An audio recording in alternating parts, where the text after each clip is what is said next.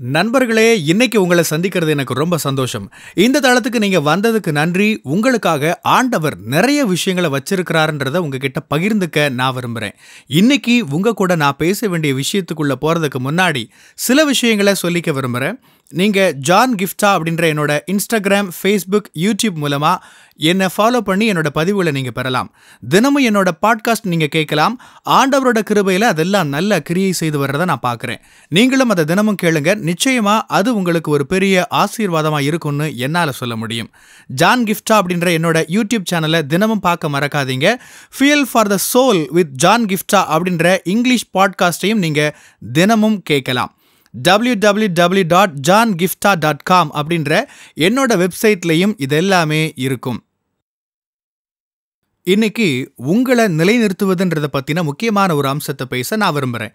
இந்த காலகட்டத்தில் ஆண்டவர் நம்மளை உயர்த்தணும், தூக்கி நிறுத்தணும், நம்மளோட லட்சியத்தில் நம்மளை கொண்டு வந்து விடணும் அப்படின்னு நாம எல்லாருமே விரும்புகிறோம். உங்களோட கனவுகள் நிஜமாகணும்னு நீங்க விரும்பலாம். உங்க விருப்பங்கள் எல்லாமே அப்படியே நடக்கணும்னு ஆசைப்படலாம். ஒருவேளை உங்க வாழ்க்கையில ஆண்டவர் வாக்கு பண்ணின எல்லாம் நடக்கிறத பார்க்க ஆசைப்படலாம்.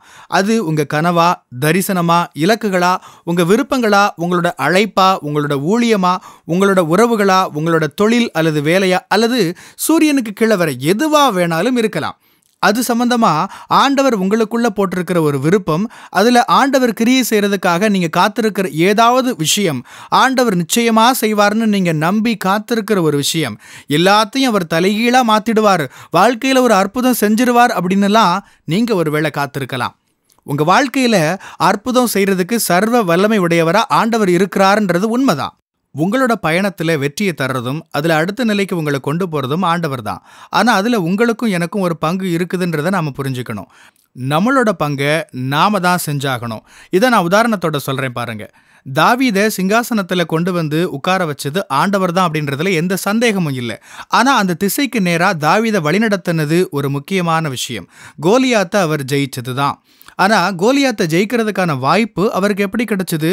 அங்க ஒரு தேவை இருக்குதுன்னு அவர் பார்த்தாரு. கோலியாத் இஸ்ரவேல் மக்களை பயமுறுத்திட்டு இருக்கிறார். தாவீது என்ன சொல்றாரு பாருங்க, நான் போய் இந்த கோலியாத்தை ஜெயிக்கிறேன். அவர் என்ன பண்ணாரு? அங்க இருந்த தேவையை பார்த்தாரு, அங்க போனாரு, அங்க தன்னை பொருத்திக்கிட்டாரு. அந்த வாய்ப்பை அவர் பயன்படுத்திக்கிட்டாரு. நீ கோலியாத்தை ஜெயிக்கிறியான்னு யாரும் வந்து அவர்கிட்ட கேட்கல. அந்த வாய்ப்பை அவர் பயன்படுத்திக்கலனாலும் எனக்கு என்ன, நான் என்னோட வேலையை பார்த்துட்டு போறேன்னு அவர் இருந்திருந்தாலும் யாரும் அவர்கிட்ட வந்து ஏன் நீ இதை செய்யலன்னு கேட்க போறதில்லை. நீங்க இதை ஞாபகம் வச்சுக்கணும். ஆண்டவர் எனக்கு இந்த வாய்ப்பு தரமாட்டாரா, இந்த நிலைமையில ஆண்டவர் என்ன ஆசீர்வதிக்க மாட்டாரான்னு நிறைய பேர் காத்துக்கிட்டு இருக்காங்க. ஆனா ஆண்டவர் அவங்களை எதுக்கு அழைச்சாரோ அதை செய்ய அவங்க தயாரா இல்லை. கொஞ்சத்துல உண்மையா இருக்க தயாரா இல்லை. ஒரு தேவையை பார்க்கும்போது அந்த தேவைக்கு பதிலா இருக்க அந்த குறிப்பிட்ட நேரத்துல அவங்க தயாரா இருக்கிறது இல்லை. பாருங்க, தாவீது அந்த நேரத்தில் அமைதியா இருந்திருந்தாருன்னா யாரும் அவரை வந்து ஏன் இதை செய்யலன்னு அவர் கழுத்துல கத்தி வச்சு மிரட்டி இருக்க போறது இல்லையே. ஆனா அதுதான் ஒரு புதிய இலக்குக்கு நேரா தாவீது தம்மேல நம்பிக்கை வைக்க ஆண்டவர் கொடுத்திருந்த ஒரு வாய்ப்பு. அதைத்தான் நாம புரிஞ்சுக்கணும். ஆண்டவர் நம்மளை எதுக்கு அழைச்சிருந்தாலும், ஊழியத்தை பத்தின எப்படியான தரிசனங்கள் கொடுத்திருந்தாலும், ஆண்டவரே எனக்கு ஊழியத்தை தாரும் அப்படின்னு ஜெபம் பண்றது ஒரு பக்கம் இருந்தாலும், ஆனா ஒரு கட்டத்தில் ஆண்டவர் நமக்கு சொல்றதை நாம செய்யணும். ஆண்டவரே, நீர் எனக்கு கொடுத்திருக்கிறத வச்சு அதுல என்ன முடியுமோ அதை நான் செய்யறேன்னு சொல்லணும். அப்படி ஒரு இடத்துக்குத்தான் நாம வரணும். அதுல நம்மளை நாம பொருத்திக்கணும். அது அவ்வளோ ஈஸியான ஒண்ணு கிடையாது. திகிலான ஒரு விஷயம்தான். ஆனா அந்த இடத்துக்கு, அந்த வாய்ப்புக்குள்ள போகணும். அங்கதான் நீங்க உங்களை பயன்படுத்த ஆண்டவரை அனுமதிக்கிறீங்க. உங்க வாழ்க்கையில ஆண்டவர் வெளிப்பட அனுமதிக்கிறீங்க. அப்படித்தான் உங்க வாழ்க்கையில ஆண்டவர் கிரியை செய்ய விரும்புறாரு. யோசேப்பு எடுத்துக்கோங்க. யோசேப்பு அவரா அரண்மனைக்கு போகல, அது ஆண்டவர் ஏற்படுத்தினது தான். ஆனா பாருங்க, யோசேப்பு ஒரு தேவையை பார்க்கிறாரு. பானபாத்திரக்காரனும் சுயம்பாகிகளின் தலைவனும் என்ன செய்யறதுன்னு அவங்களோட கனவுகளை நினைச்சு குழப்பத்துல இருக்கிற ஒரு சூழலை பார்க்கிறாரு. ஏற்கனவே கனவுக்கு அர்த்தம் சொல்லி தான் இப்படி மாட்டியிருக்கிறோன்னு யோசேப்பு அதுல தலையிடாம இருந்திருக்க முடியும். ஆனா அவர் என்ன பண்ணாரு பாருங்க, அவர் அந்த வாய்ப்பை பார்த்தாரு, அவங்களுக்கு உதவி செஞ்சாரு. அது மூலமா தான் அவர் கடைசியா அரண்மனைக்குள்ள போனார். பார்வோனோட கனவுக்கு அர்த்தம் சொன்னார். அது மூலமா தான் யோசேப்புடைய கனவு நிஜமானது. அதனால தான் சொல்றேன், உங்களோட கனவுகள் நிஜமாகணும்னா, ஒரு தேவைய நீங்க பார்க்கும்போது, ஒரு வாய்ப்ப நீங்க பார்க்கும்போது, அங்க நீங்க உங்கள பொருத்தி பாருங்க. உங்க கண்கள மூடிக்காதீங்க. ஒருவேளை அது சாதாரண ஒண்ணா இருக்கலாம். ஆனா அந்த சாதாரண விஷயம் உங்க வாழ்க்கையில ஒரு மிகப்பெரிய விஷயத்துக்கு உங்கள கூட்டிட்டு போறதா இருக்கலான்றது உங்களுக்கு தெரியாதே! இதே மாதிரி தான் ரூத் வாழ்க்கையிலயும் நடந்தது. ரூத் வயலுக்கு போறாங்க. நான் வீட்ல உட்கார்ந்து ஜெபம் பண்றேன்னு அவங்க சொல்லல.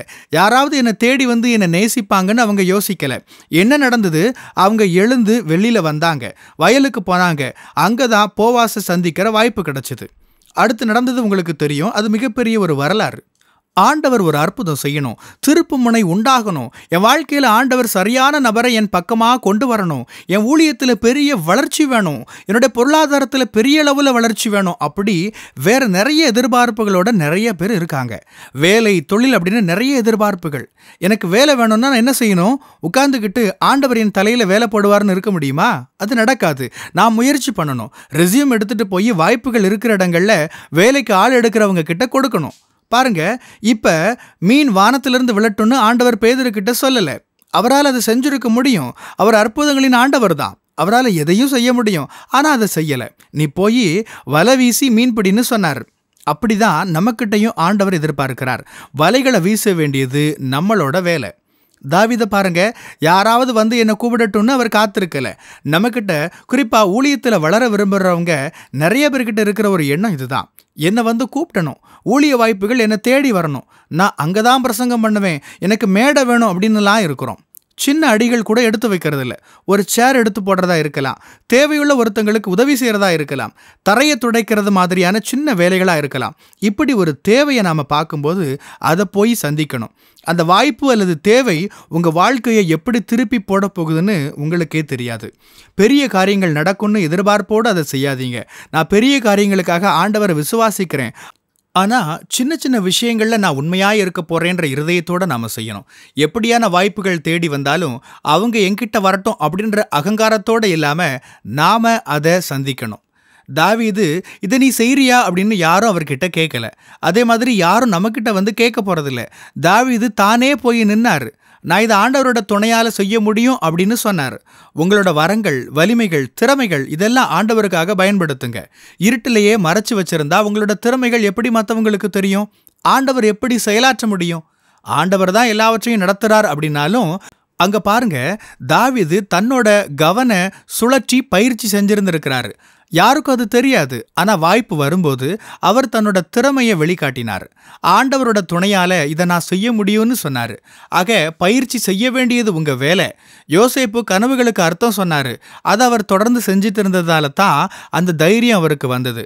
அதனால தான் ஒருத்தர் பிரச்சனையில இருக்கிறப்ப அவரே சொன்னாரு, நான் உங்களோட கனவுக்கு அர்த்தம் சொல்றேன் அப்படின்னு. அதுதான் அவர் அரண்மனைக்கு கூட்டிட்டு போச்சுது. ஆண்டவரோட வார்த்தைகள்ல இருந்தும் என்னோட அனுபவங்கள்ல இருந்தும் நான் உங்ககிட்ட இந்த உதாரணங்களை பகிர்ந்திருக்கிறேன். இதெல்லாம் நான் என்னோட வாழ்க்கையில செஞ்சிருக்கிறேன். ஆண்டவர் அற்புதம் செய்யட்டும்னு நான் ஜெபம் பண்றது இல்லை. என்னோட வாழ்க்கையில வெவ்வேறு பகுதிகளில் நடக்கிறது எல்லாம் திடீர்னு நடக்கிறது இல்லை. என்னோட பாட்காஸ்ட் டாப்ல வர்றதா இருக்கட்டும், என்னோட புத்தகம் நம்பர் 1 வர்றதா இருக்கட்டும், வேர்ல்ட் ரெக்கார்ட் பெற போறதா இருக்கட்டும், இன்னும் விவரங்களை அப்புறமா சொல்றேன். இதெல்லாம் நான் ஏன் சொல்றேன்னா, இதெல்லாமே நான் செஞ்சேன்னு சொல்ல மாட்டேன். ஆண்டவருக்கு தான் இதுக்கு நன்றி சொல்றேன். ஆனா நான் என்ன சொல்றேன்னா, கர்த்தருக்காக நான் செய்ய வேண்டிய வேலைகள் இருக்குது. நான் செய்ய வேண்டியதை நான் தான் செய்யணும். ஆண்டவர் அவர் செய்ய வேண்டியதை செய்வார். மீன் பிடிக்கணும் அப்படின்னா தண்ணியில வலையை நாம தான் வீசணும். அதுக்குள்ள மீன்களை வரவழைக்கிறவர் கர்த்தர். ஆக வலையை வீச வேண்டியது நம்மளோட வேலை. போவாச உங்க வாழ்க்கையில அழைச்சிட்டு வர வேண்டியது ஆண்டவரோட வேலை. ஆனா வயலுக்கு போக வேண்டியது உங்களோட வேலை. கோலியாத் கிட்ட வெற்றியை தர்றது கர்த்தரோட வேலை. ஆனா வாய்ப்பை பார்த்து அதை கையில எடுத்துக்க வேண்டியது நம்மளோட வேலை. யோசேப்பு அரண்மனைக்கு கொண்டு போகப்பட்டது போல கொண்டு போக வேண்டியது ஆண்டவரோட வேலை. பார்வோனுக்கு கனவை ஆண்டவர் கொடுக்கிறாரு. எல்லாருக்கும் என்ன செய்யறதுன்னு தெரியல. இது ஆண்டவரோட கிரியை. ஆனா தேவையில இருக்கிற ஒருத்தரை பார்த்து அவரை சந்திச்சு அவருக்கு உதவ வேண்டியது யோசேப்போட கையில தான் இருந்தது. இன்னைக்கு நான் உங்களுக்கு முன்னாடி வைக்கிற சவால் இதுதான். உங்களோட திறமைகள் உங்களுக்குள்ளாகவே வச்சுக்காதீங்க. உங்களோட வரங்களை உங்ககிட்டயே வச்சுக்காதீங்க. உங்களோட அழைப்பு, உங்களோட அற்புதம், உங்களோட பெரிய கனவுகள், விருப்பங்கள் இதெல்லாம் உங்ககிட்டயே வச்சுக்காதீங்க. ஆண்டவர் பெரிய அற்புதம் செய்வாருன்னு காத்துக்கிட்டே இருக்காதீங்க. இப்போ உங்ககிட்ட இருக்கிறத வச்சு உங்களால என்ன செய்ய முடியும்னு பாருங்க. சின்ன சின்ன அடிகளை எடுத்து வையுங்க. சின்ன சின்ன விதங்கள்ல ஆசீர்வாதமா இருங்க. சின்ன சாதாரணமான விஷயங்கள்ல அடியெடுத்து வைங்க. இந்த சாதாரண அடிகள் உங்களை மிகப்பெரிய அடிகளுக்கு நேரா கடைசியா கூட்டி போகும். பிரியமானவங்களே, இந்த செய்தி மூலமா நீங்க உற்சாகம் அடைஞ்சிருப்பீங்க, ஆசீர்வதிக்கப்பட்டிருப்பீங்கன்னு விசுவாசிக்கிறேன்.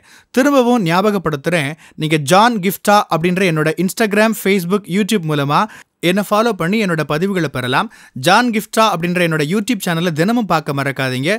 Fuel for the soul with John கிஃப்டா அப்படின்ற இங்கிலீஷ் பாட்காஸ்ட்டையும் நீங்க தினமும் கேட்கலாம். பாட்காஸ்ட் எபிசோடுக்கு நீங்க உங்களோட ரேட்டிங், ரிவ்யூ கொடுத்து ஷேர் பண்ண மறக்காதீங்க. www.johngiftha.com அப்படின்ற என்னோட வெப்சைட்லையும் இது எல்லாமே இருக்கும். இந்த ஊழியத்தால நீங்க ஆசீர்வதிக்கப்பட்டிருந்து மற்றவங்களுக்கும் இதே ஆசீர்வாதம் சேரணும்னு விரும்பினா நீங்களும் எங்க கூட சேர்ந்து ஆண்டவரோட ராஜ்யத்தை கட்டுற இந்த பணியை உங்களோட நிதி ஆதரவு மூலமாகவும் தாங்கலாம். கூகுள் பே அல்லது நெட் பேங்கிங் அல்லது பேபால் மூலமா நீங்க ஆதரவு தரலாம். எல்லா விவரங்களையும் டிஸ்கிரிப்ஷன்ல நீங்க பார்க்கலாம். ஆண்டவர் உங்களை ஆசீர்வதிப்பாராக.